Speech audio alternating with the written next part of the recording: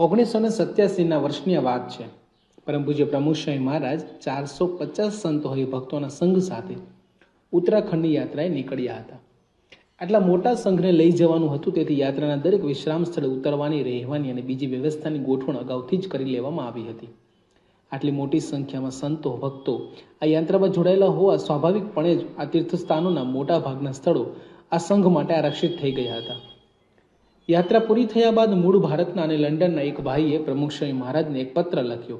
આ પત્રમાં એ ભાઈએ એમને પડેલી તકલીફનો ઉલ્લેખ કરી એ બધી બાબતોનું દોષારોપણ સ્વામીજી પર કર્યું હતું. એમણે લખેલું કે તમે જે સમય યાત્રા નીકળ્યા એ સમયે હું પણ મારા પરિવાર સાથે યાત્રાએ ગયો હતો. તમે આટલો મોટો ગ્રંથ લઈ બધા તીર્થોમાં જ્યાં અને બધી જગ્યાએ રોકી લીધી, તેથી મને ને મારા પરિવારને આ બધામાં સ્થાનોમાં ક્યાંય જગ્યા મળી નહીં. તમારા લીધે અમને તકલીફ પડી. તાજમહેલને ટક્કર મારે એવું અક્ષરધામ. તારીખ 6 નવેમ્બર 2005નો દિવસ હતો. ભારતીય સંસ્કૃતિના પ્રતીક સમા દિલ્હી અક્ષરધામનું ઉદ્ઘાટન હતું.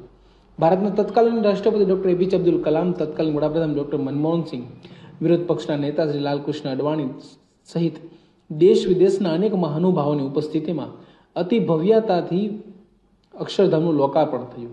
ભવ્ય અને દિવ્ય અક્ષરધામના દર્શન કરનારા સૌ એવા અભિભૂત થઈ ગયા કે પોતાની લાગણીઓ વ્યક્ત કરવા માટે શબ્દો નહોતા મળતા.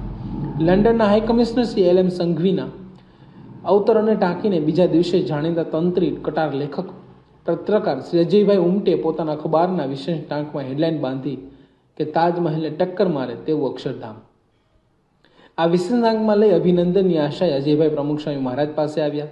ત્યાં તેની હેડલાઇન વાંચતા જ પ્રમુખ સ્વામી મહારાજ અજયભાઈને કહ્યું, ભાઈ, આપણે ક્યાં કોને ટક્કર મારવા અક્ષરધામ બનાવ્યું છે?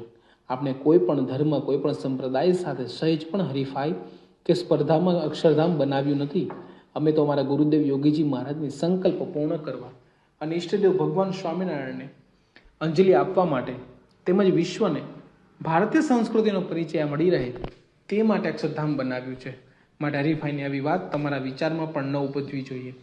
અજયભાઈને સ્વામીજીની ઉદામતમ ભાવનાનો પરિચય થયો. અક્ષરધામના ઉદ્ઘાટન કાર્યક્રમમાં પણ પ્રમુખ સ્વામી મહારાજે તેમના આશીર્વાદ વખતે ભારપૂર્વક આ જ વાત 2 થી 3 વાર ઉચ્ચારી હતી. તેઓ વારંવાર કહ્યું હતું કે અમે કોઈની દેખાડવા કે કોઈની સાથે હરીફાઈ માટે આ અક્ષરધામ બનાવ્યું નથી. સ્વામીશ્રીની આ જ વાત ડોક્ટર એપીજે અબ્દુલ કલામને ખૂબ સ્પર્શી હતી અને સ્વામીશ્રી પ્રત્યે તેઓ વિશેષ આકર્ષાયા હતા. બીજાને ટક્કર મારવાના કે નીચા દેખાડવાના ઈરાદાના બદલે પોતાની ક્ષમતાઓને વિસ્તારવાની ભાવનાથી કામ કરવા ત્યારે કામ સર્વોત્તમ થાય. હરીફાઈ કરવાની ઈચ્છા થાય તો પોતાની સાથે જ કરવી, જેથી વધુ ઉત્કૃષ્ટ પરિણામ પ્રાપ્ત થઈ શકે.